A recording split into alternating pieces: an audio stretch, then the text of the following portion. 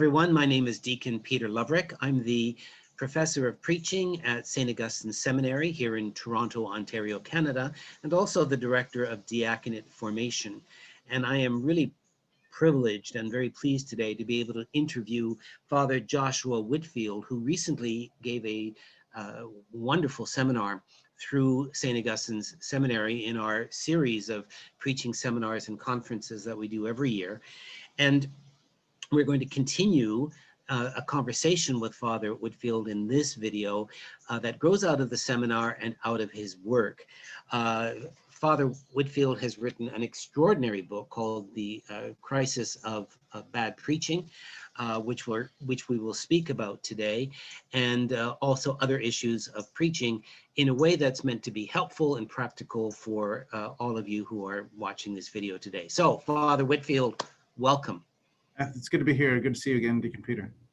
So, Father, let's start with you before we get into your book and before we get into preaching. You are a Catholic priest. You are a priest in Dallas, but you are a Catholic priest with a wife and children. So could you tell us something about that and the journey, the story that's behind this that has led you to be a priest for us in the Catholic Church? Sure. So my origins are Anglican. I was ordained in the Episcopal Church, and I trained for ministry in England at the College of the Resurrection up in West Yorkshire. And I was just brought up in the Christian faith as a good Anglo-Catholic, for those who understand that term. And so I, grew up practicing the Catholic faith, believing the Catholic faith, and then, as many an Anglo-Catholic do, turn the corner with Newman to discover, the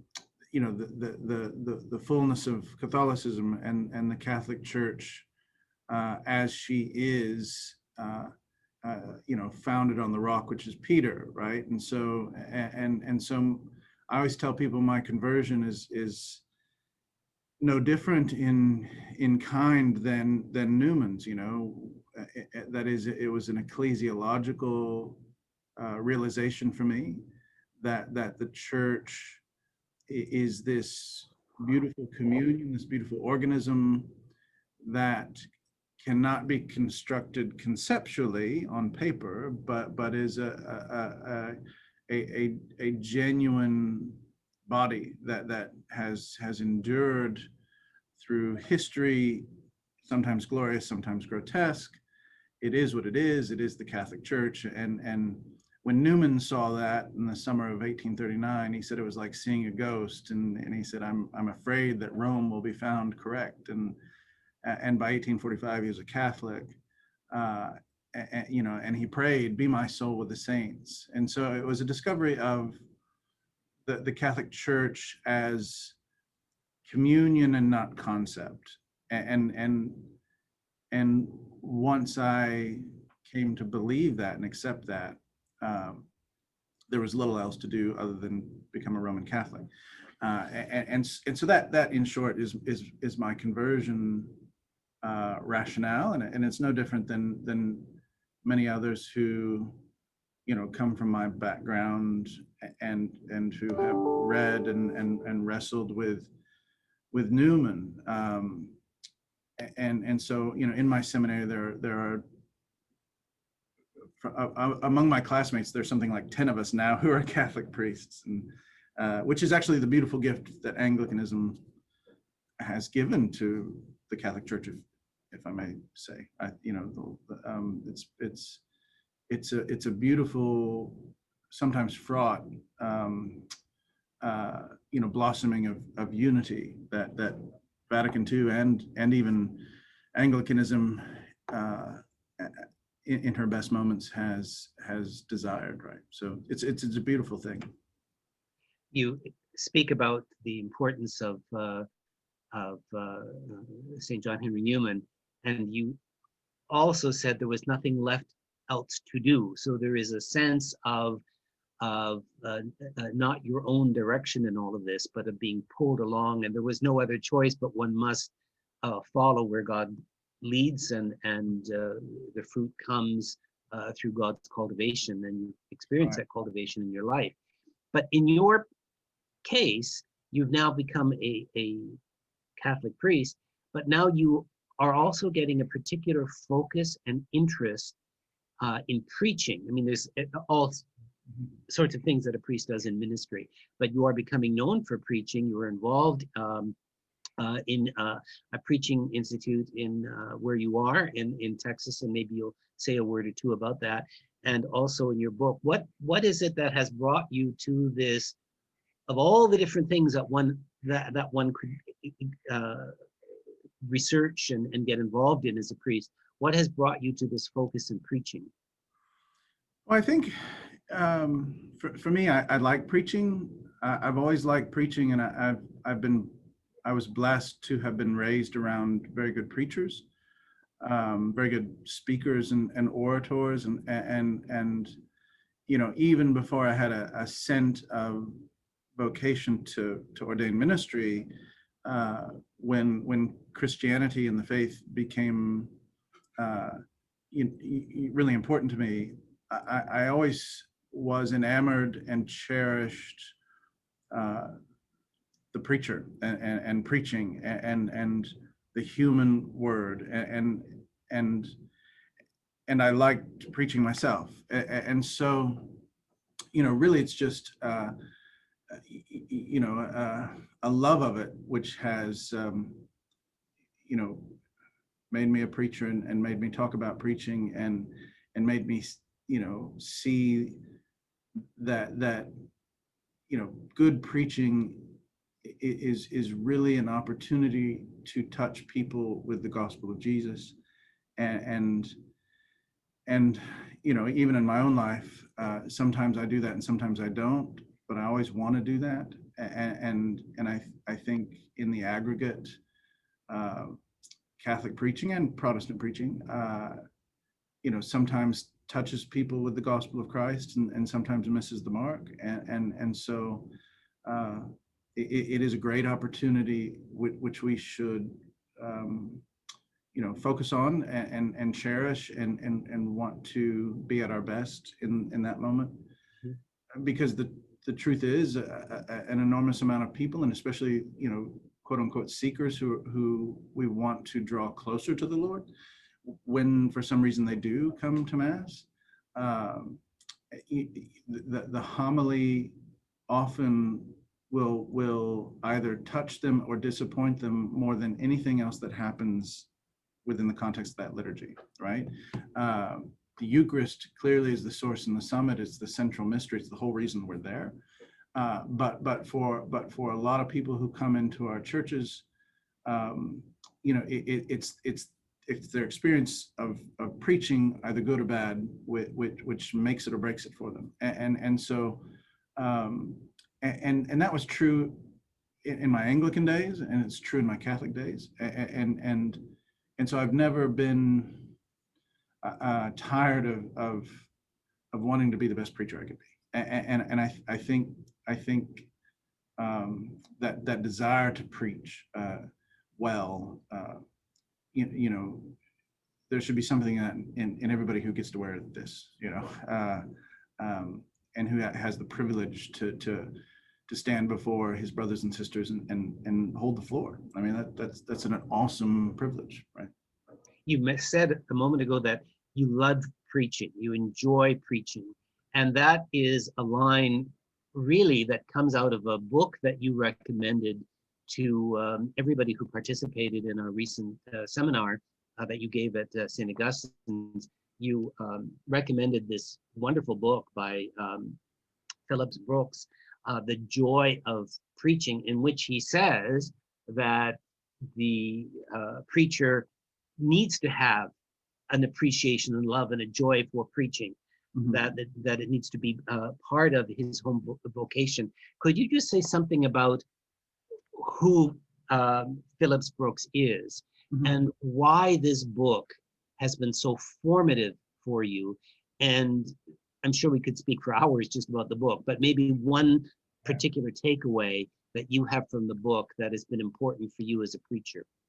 Right. Phillips Brooks, you know, if I could hand that book out to prospective preachers, and mine too, I guess, I think I will have done them a service. Phillips Brooks was the Episcopal Bishop of Massachusetts late in the 19th century. He is the author of the Christmas hymn, O Little Town of Bethlehem. He was a gregarious man, as far as I can tell, and an excellent preacher. And the book, The Joy of Preaching, is a collection of talks he gave at Yale, I believe in 1877. And it's a classic text of homiletics, in my opinion. And it's an inspiring read for a preacher. And what Phillips Brooks talks about in those lectures is, you know, the joy of preaching, the joy that preachers should have. And really he's bringing to the fore, you know, what Augustine talked about when he talked about hilaritas, right? You know, this delight, this joy in the ministry of preaching, which is the fruit of the heart which is on fire for the Lord.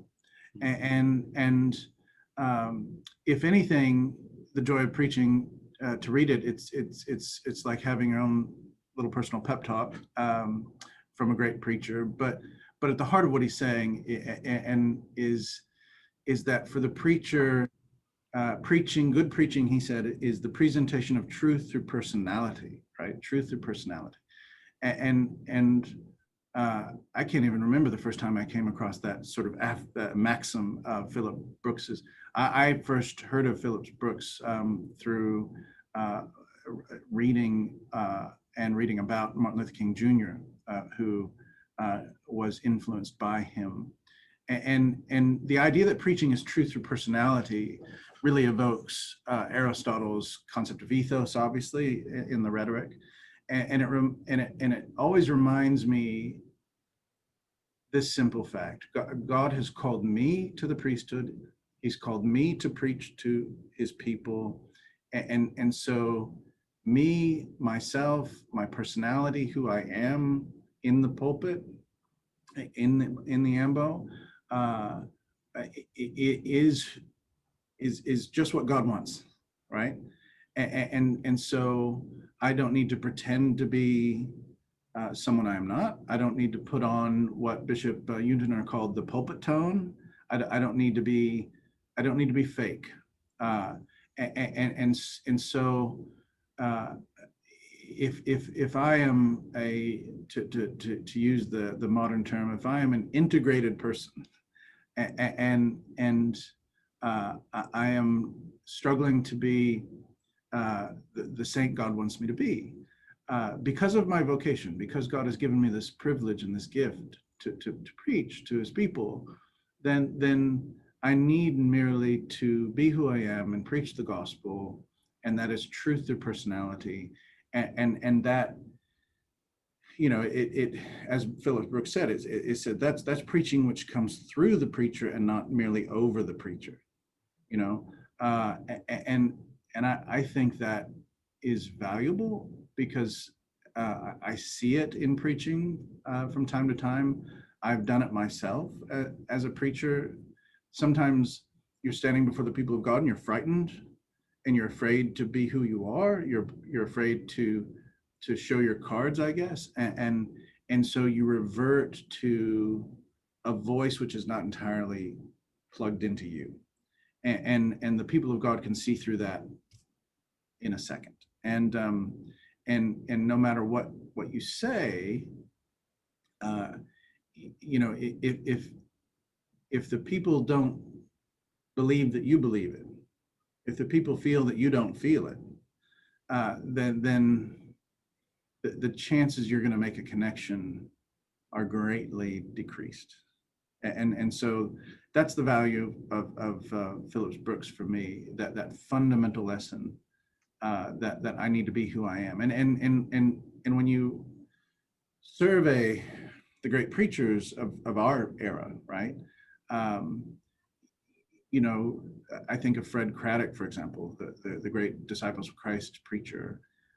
If you listen to his homilies, his sermons, you know, his voice doesn't knock you over. He doesn't come across as a great Cicero, a great sort of orator, but he is, right? Because he speaks to you in his own voice, and before you know it, you are taken up into a story, and you bump into the gospel, and so that's truth through personality. So your great takeaway from Phillips Brooks' book was this truth through personality as a definition of preaching. It reminds me of that wonderful gem of a document from the American bishops fulfilled in your hearing, when they defined preaching as a person of faith speaking to people of faith. You know, so there's that the person. It's the faith, which is the truth, but it's also the person speaking to a person. Or you mentioned earlier on the importance of Cardinal Newman in your life. You know, cor ad cor loquitur, heart speaking to heart in all of this. Well, this then moves us from this great book that has formed you. You then have produced a book, which is, I can see sitting at the top of your bookshelf. But to make it clearer, this is The Crisis of Bad Preaching through Ave Maria Press.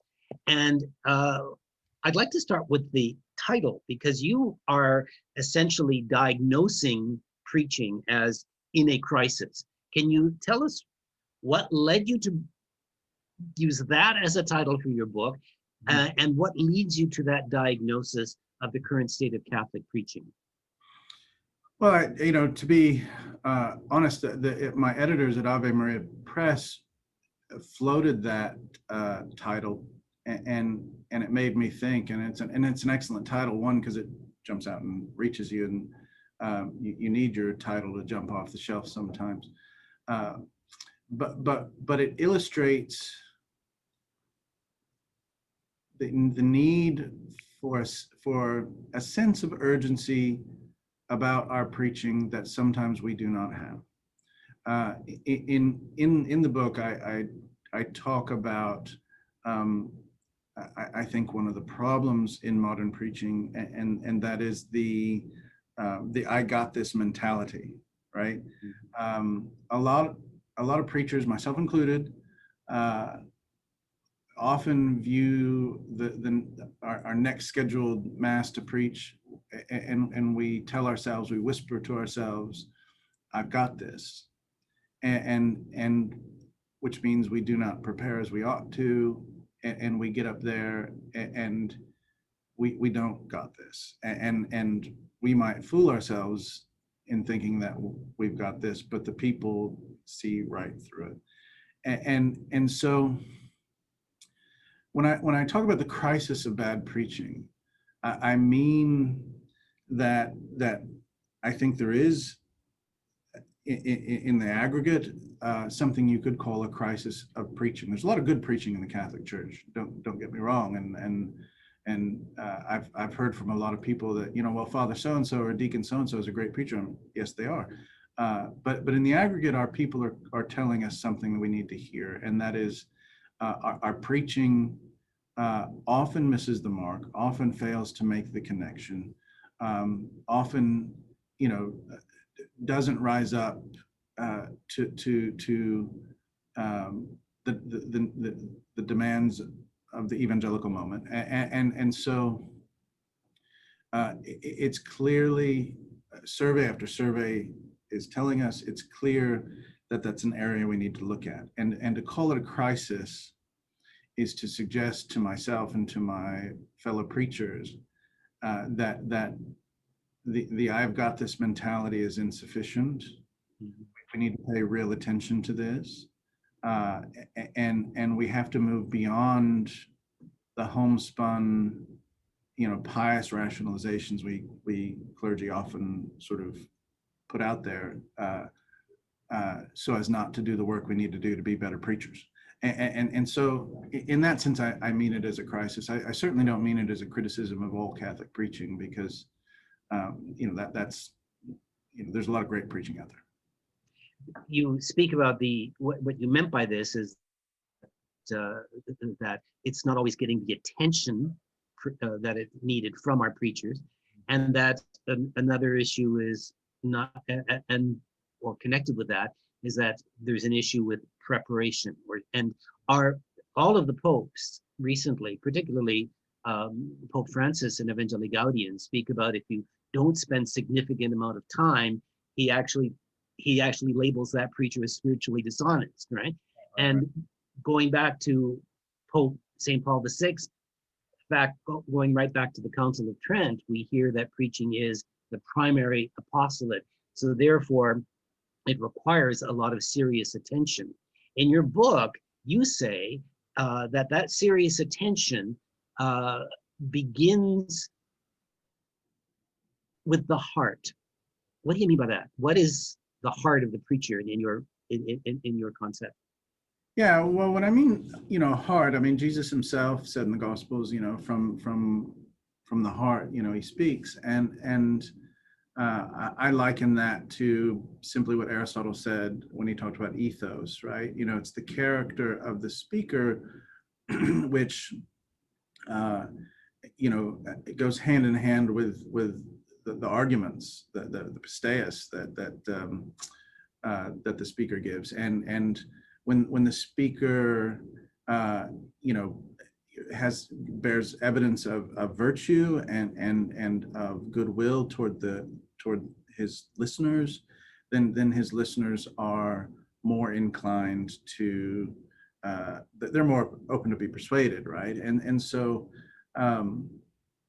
when I talk about the heart of the preacher, I talk about the ethos of the preacher, and of course, within the context of the Christian faith, character is another way to talk about conformity with Christ, and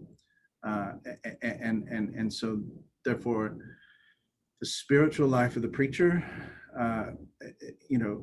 we soon discover is the first task to pay attention to. More, God help us if we have, Cicero talked about, eloquence without wisdom is dangerous, right? And so the last thing you want is an eloquent preacher who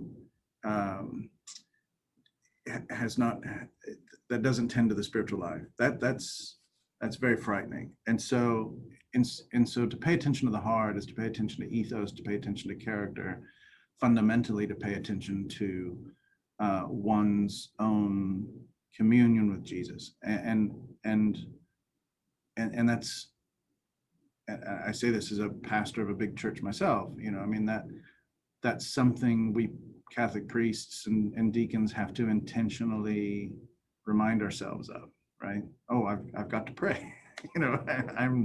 I can't just run this huge school in this huge parish. I have to actually, walk with the Lord, and that's just the reality of it.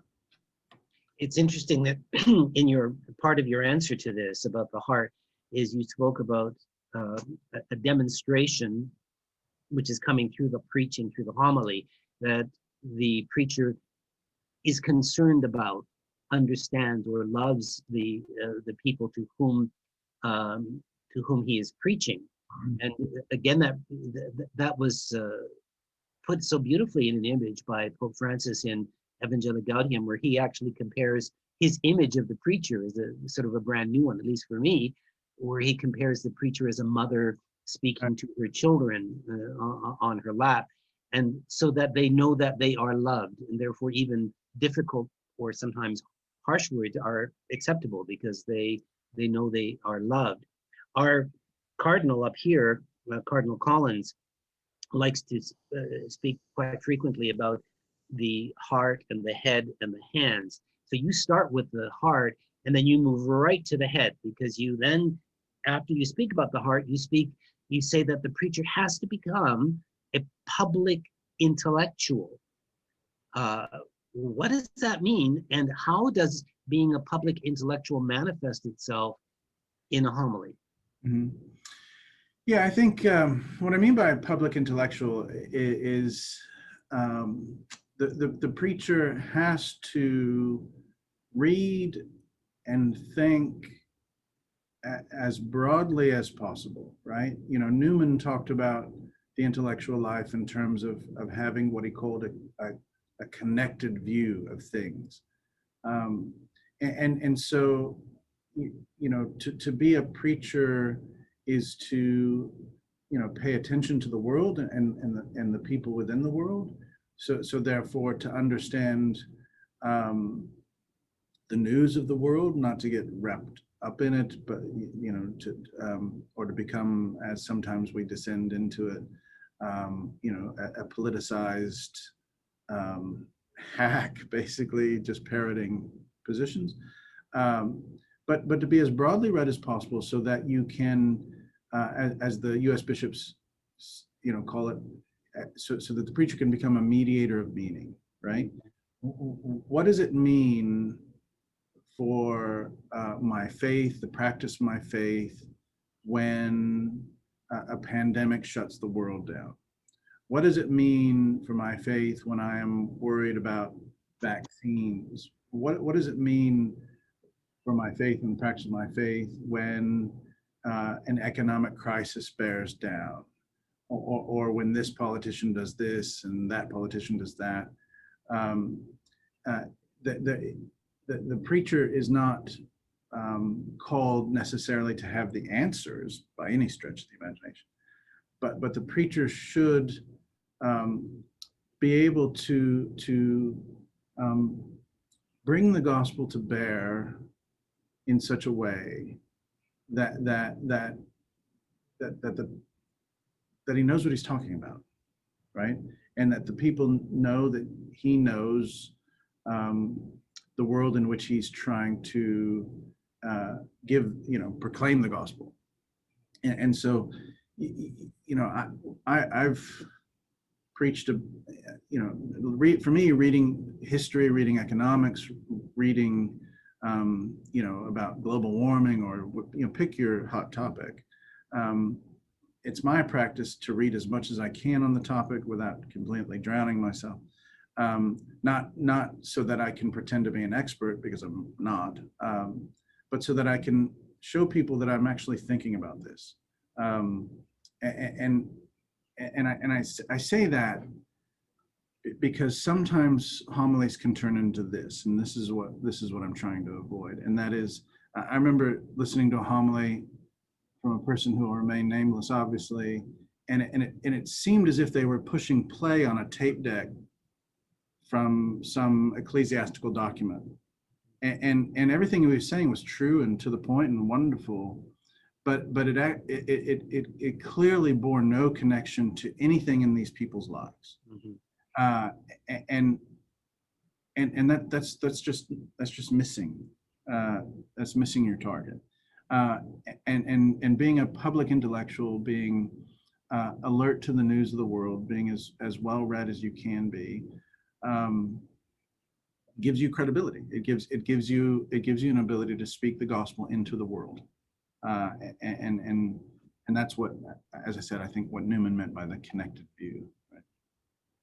Both Pope Emeritus Benedict and also Pope Francis in their writings, Verbum Domini or Evangelii Gaudium, both speak about the basing the homily on the scriptures, mm-hmm. then entering in to see what the scriptures say to that particular preacher as a kind of second step, which is what you're speaking about, the heart of the preacher and the internal work that the preacher does. And that heart continues, they said, in the third step, which is what word needs to be spoken to this particular group of people right in front of me, right in front of the preacher. And this is what it seems to me you've just described as in this process. But you add something in your book about this. You say we don't do it alone. You say we do it within a company of preachers, within a broad company of preachers. Now, what does that particularly mean for any preacher? Are you advocating that we imitate Bishop Fulton Sheen in our preaching? Are you imitating that? We look at a Father Grishel or someone else, and then uh, reproduce in our own preaching what we've seen in other people's preaching. What does it mean to preach within a broad company? And when you answered that also, could you tell us who's in your company? Yeah. One or two of them anyway. I would say, read, if you read, for example, the sermon by St. Ambrose, the famous sermon on Naboth's vineyard, right, where it's a very pointed sermon calling the rich to practice charity to the poor, right? In that sermon once or twice, he seems to quote verbatim St. Basil, right?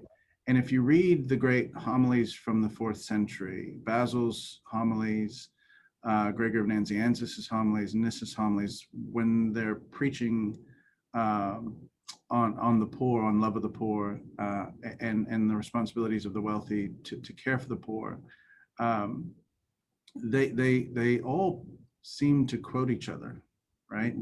And so in Nazianzus, particularly his Oration 14 on the poor, had quite an influence for centuries, and it just seems that when preachers needed to preach on that topic, well, they would go to that element, those preachers, and read Oration 14, and it would influence them, and even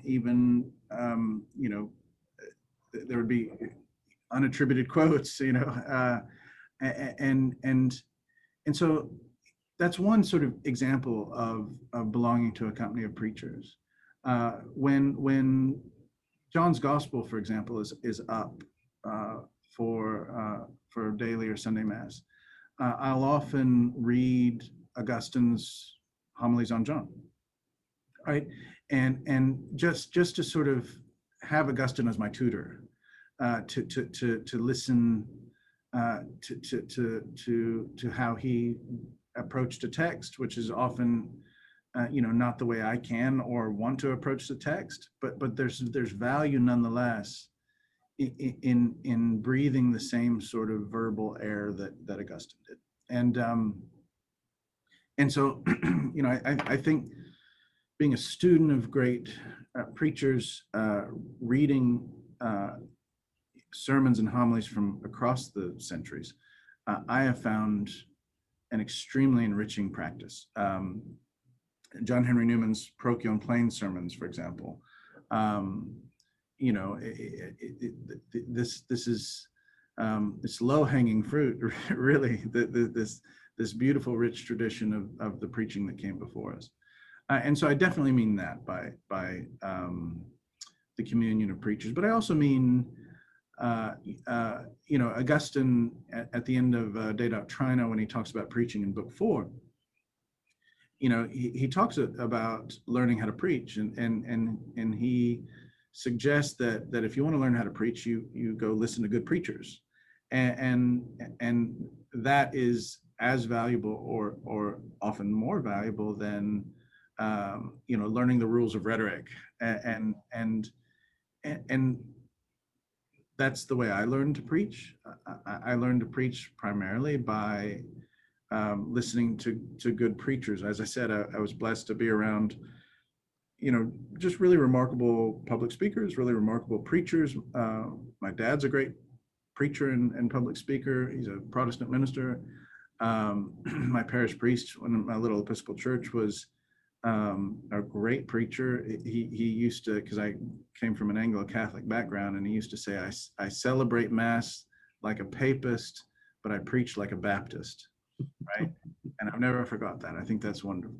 And I've just had mentors throughout my life who are good preachers, and also actively listening to good preachers. I had a tape deck. I had a collection of 10 or 12 audio cassettes of sermons Fred Craddock had delivered in my little hometown in East Texas, that I listened to in the car, and I wore them out, but I was enchanted by them. And I had audio cassettes of Dr. King's religious sermons. I had tapes of Winston Churchill's wartime speeches, and so again, just listening to the beauty of the human word. It's almost as if, the music of human speech was wired to preach the gospel, right? And I've often asked myself, is that why we've been given tongues, so that we can tell each other about God, right? There's something that might be like the primeval purpose of the mouth, right?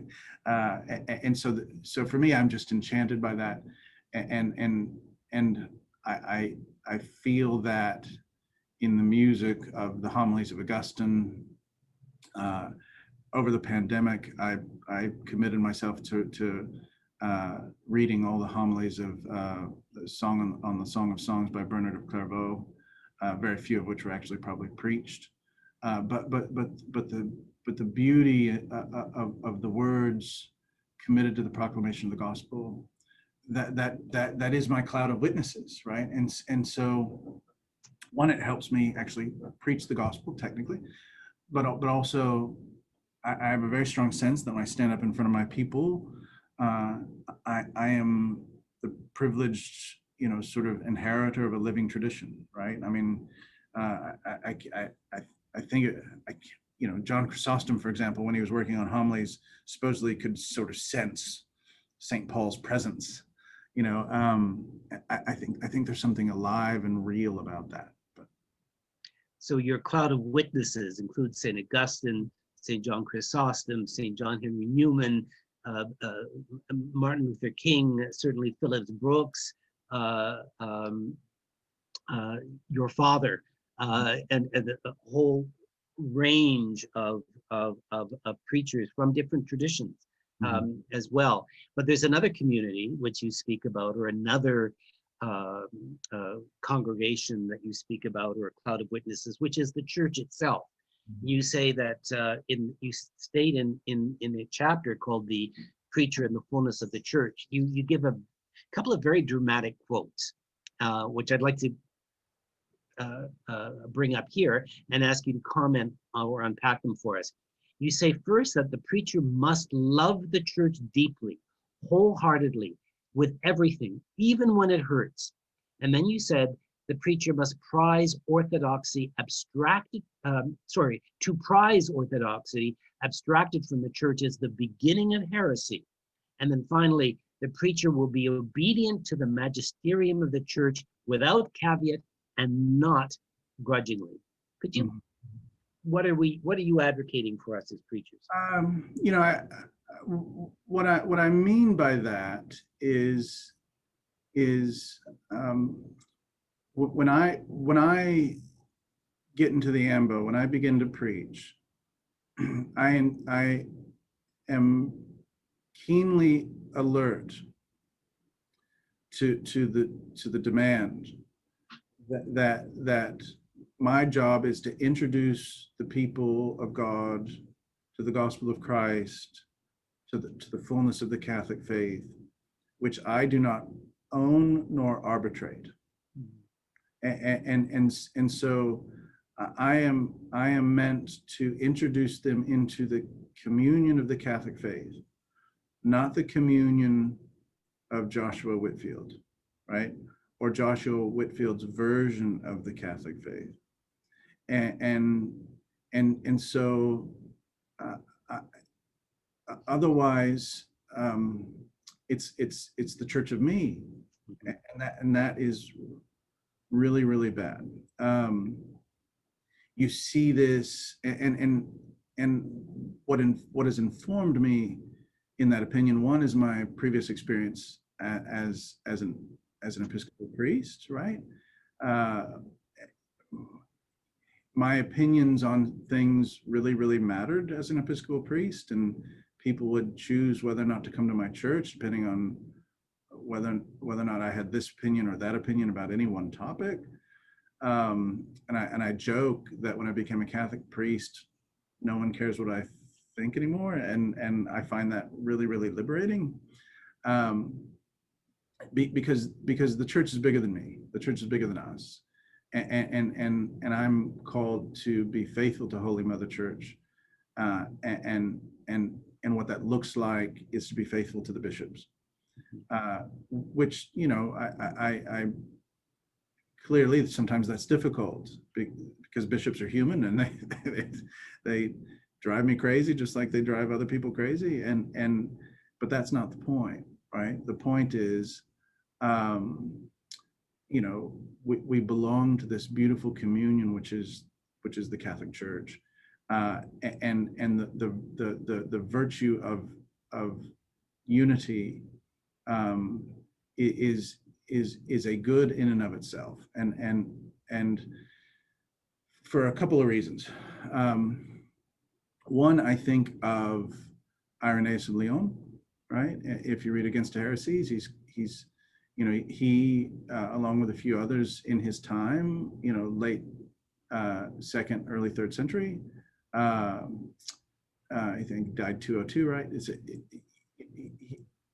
He's one of the great fathers of the apostolic succession.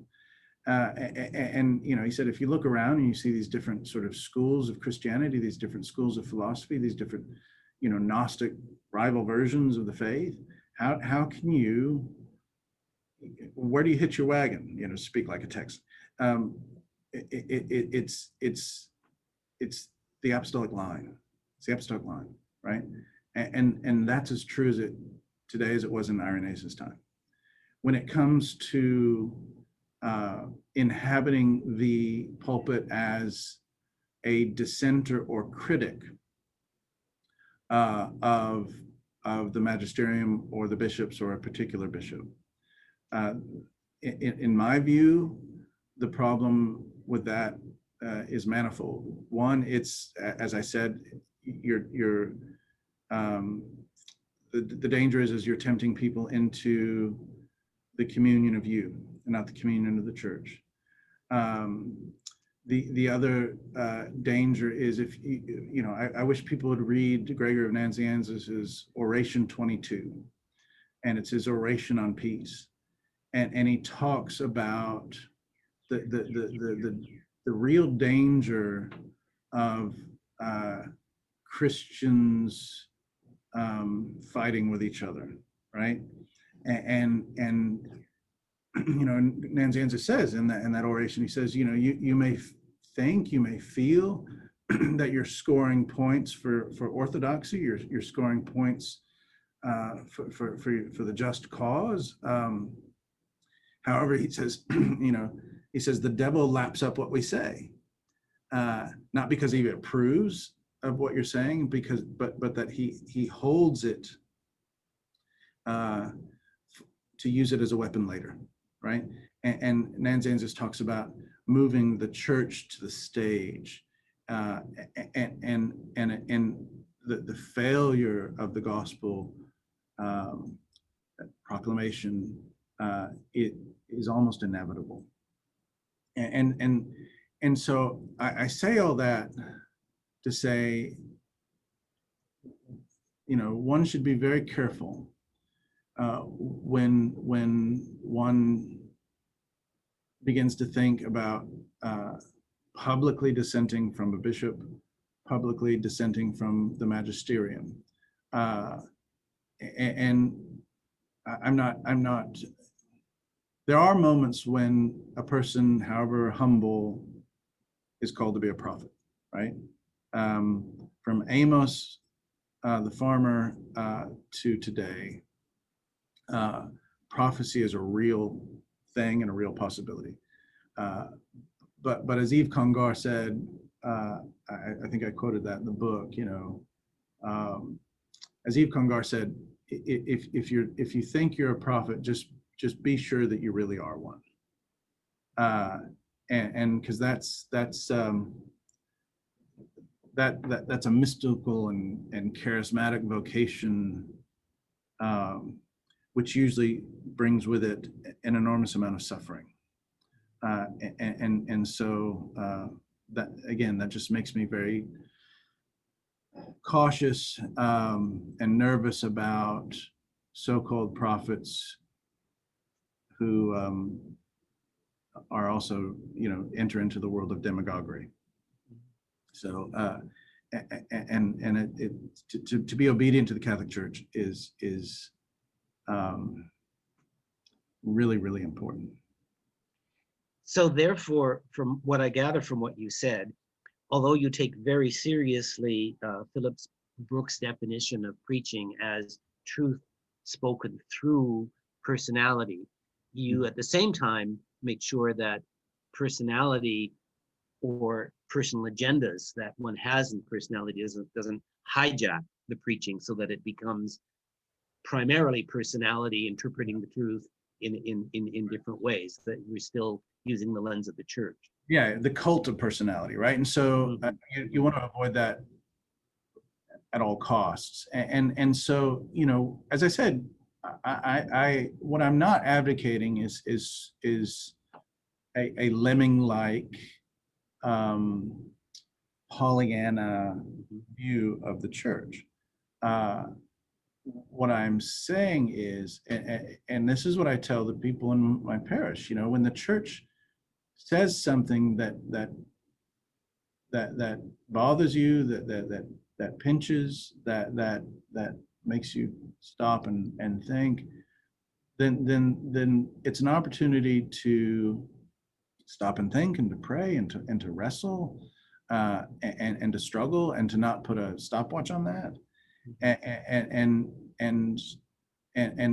to wrestle with what the church is trying to say, and that has its own sort of hermeneutics, to discern the type of teaching that the church is giving, the authenticity of what's being said, and for the preacher, we must avoid at all costs the temptation to do all that struggling in the homily, right? I think it's entirely out of bounds for a preacher to stand in the ambo and to openly debate or question clear Catholic teaching. I find that inappropriate entirely for a homily within the Mass. There might be people who disagree with me, but I think the spiritual damage is too great to embrace that. And again, the Catholic Church is a living tradition. So therefore, as MacIntyre said, it's one great long argument, and so arguments should be had, debates should be had, voices should be heard. But the homily is a different thing. Does that kind of make sense? And I think preachers really need to be careful about that. So I would like to just, in the short time that we have left, I would like to just put this together with your own practice. How does Father Joshua Whitfield prepare the upcoming Sunday homily?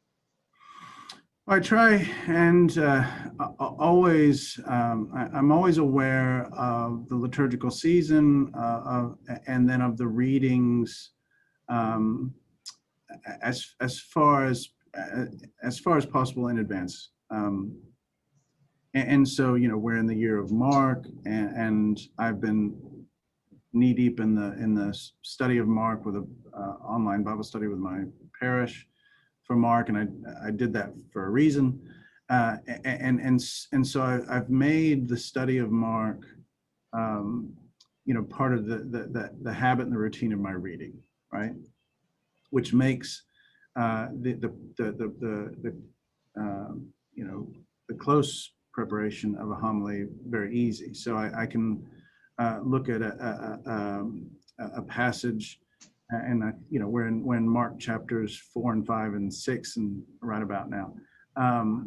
Well, I know that story in and out, and I can as I'm praying, as I'm thinking, as I'm talking to people, uh, just play with ideas and play with stories and try and remember this story and that story. And it all comes to a boil, hopefully sometime Tuesday or Wednesday or Thursday. Um, and so by Tuesday or Wednesday, Thursday, having known the scriptures in advance already, I know what I want to say, right? And I have I have a rough outline of how I want to say it, what resources I may want to use, and then it comes to a question of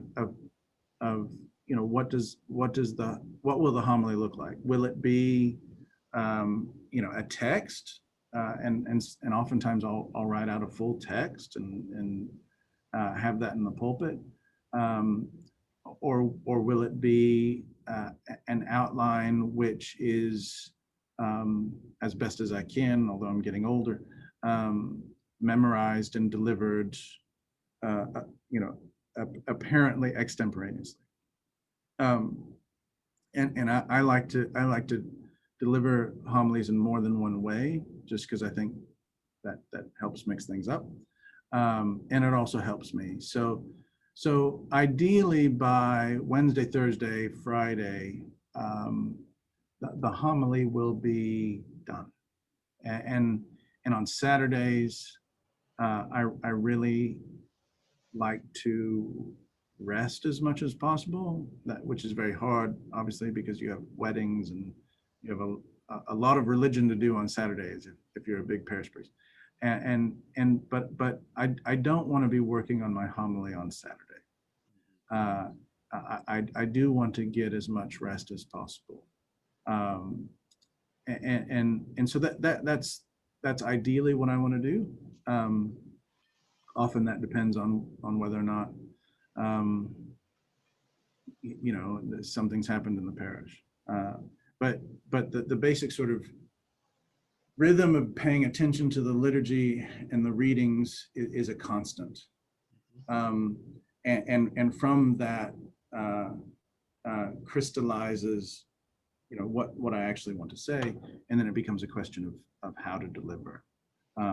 So the writing of the homily, or the writing of the outline of the homily, at least for me, by the time I get to that point, that doesn't take too much time. My last question for you, Father, and thank you so much for your time. We started with the reason for your diagnosis, the crisis of bad preaching. What's your prognosis, Father? My prognosis is good. I'm quite optimistic about the gospel proclamation throughout the world today, and I'm optimistic because when given a chance, the gospel is really beautiful. The gospel is a message of peace. It's a gospel is a message of hope. It's a message of meaning in a world that sometimes lacks those very things. And so I often tell people it's our world suffers not necessarily from doubt more than distraction. And so the gospel will again and again have an opportunity to show itself. And so I'm optimistic on that count. I'm optimistic because people feel that and want that. Preachers feel that and want that. And I do think there will grow amongst those who are given the gift of preaching. There will grow that understanding of the evangelical opportunity in the moment to be the best preachers we can be, so that we don't miss that opportunity, right? Because the people want the truth, people want the meaning that Jesus provides. They're wired for it, and so we need to be ready. And so I'm actually quite optimistic. As Phillips Brooks said, the world's not heard its best preaching yet, and I think that's true. So we're just gonna work at it. The popes have told us that even if we name the demons in our preaching, we always must. We don't leave the people in the darkness. We always end with hope, we always lead them to hope. So this is a perfect place to end this, because you have left us with hope and with the expectation that the best is yet to come in our preaching, and that in the end, this is a work of the Spirit in all of us. So Father Joshua, thank you so much for your time. A busy priest with more than 4,000 families, plus your own family. I can imagine how many directions you are pulled in at one moment. So that you took the time to do this is just a wonderful gift of love for the church and for preachers. Thank you so much. Thank you.